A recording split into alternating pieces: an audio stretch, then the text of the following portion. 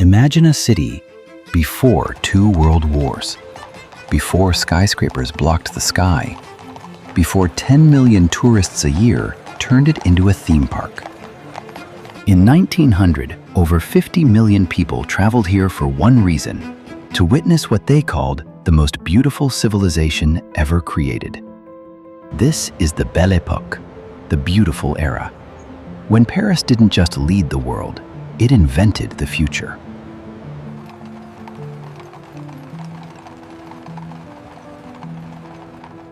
Welcome to the year Paris reached perfection.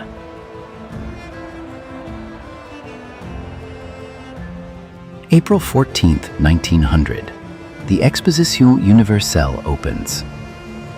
500 acres, 50 million visitors in 7 months. France's entire population? Only 41 million. Let that sink in.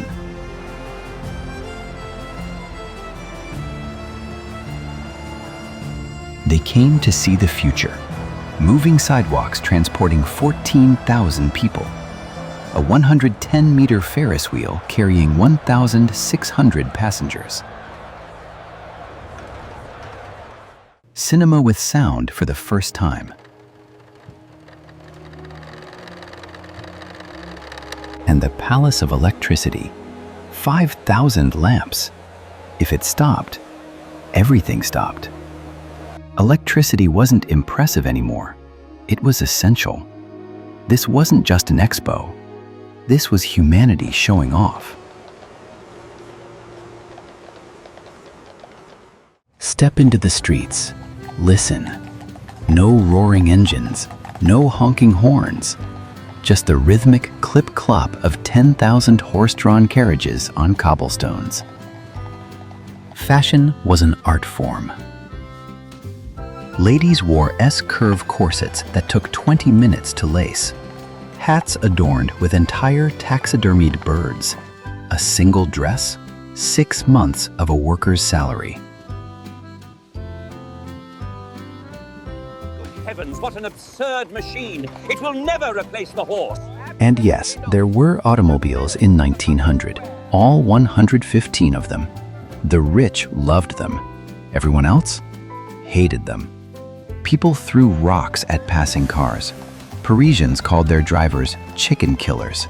10,000 horses versus 115 cars. The old world was still winning, but not for long. Montmartre, the rebel heart of Paris. This is where Impressionism was born. Monet, Renoir, Degas, they painted these exact streets. And there, in that cafe, might be a young Pablo Picasso, just 19 years old, dreaming of the revolution he would create. As evening fell, cafes filled for l'heure verte, the green hour, absinthe time. An entire city paused to drink the green liquor that inspired artists and terrified authorities. The Moulin Rouge, opened just 11 years earlier, shocked audiences nightly. Can-can dancers. Top hats and champagne. Scandal and spectacle. Paris wasn't preserving art. It was rewriting the rules. Wait, stop. Look at this person's eyes. They have no idea what's coming. In just 14 years, trenches, poison gas, millions dead. But today the sun is shining, the bread is fresh, and life is beautiful. Remember that. Every golden age thinks it will last forever. Now, let's keep walking. July 19th, 1900, 1 p.m. Temperature 38 degrees. Paris Metro opens, Line 1, just 10 kilometers. No ceremony, no mayor, just curious Parisians descending into the earth. Some terrified. Rumors of collapsing tunnels, suffocating air, deadly derailments. The entrance, a work of art.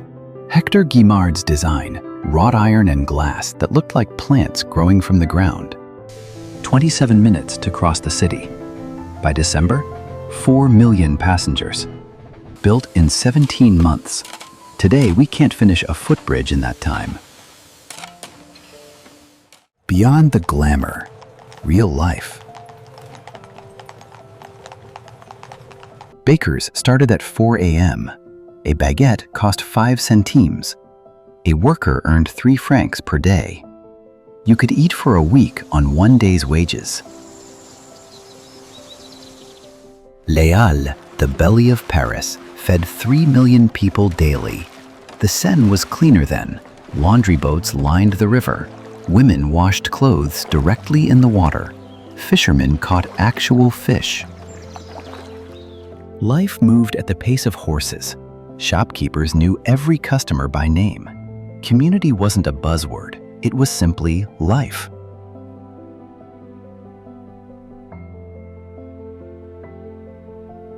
The monuments. Notre Dame Cathedral, 8 centuries of Gothic perfection, completely intact. Its spire would stand for another 119 years before the 2019 fire. The Palais Garnier Opera House, just 25 years old. Diaghilev would bring his Ballet Russe here in just 9 years.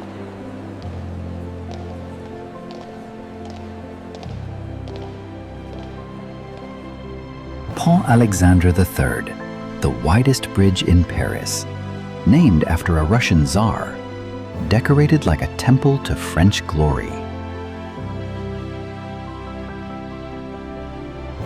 These weren't just buildings, they were statements.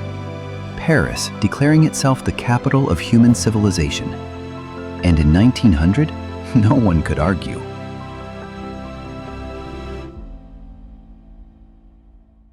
From Montmartre, Paris spread out like a dream made real. 2.7 million souls, all connected by boulevards, beauty, and belief in progress. In 1900, no one saw what was coming. In just 14 years, the Great War would erase this world forever. The Belle Époque would end in the mud of Verdun, a generation gone. This wasn't just an era, it was humanity's last moment of innocence. Paris 1900, the year we reached for heaven before we descended into hell. Next video, London 1888, Victorian darkness and Jack the Ripper's fog. Subscribe. This journey through time is just beginning. Au revoir.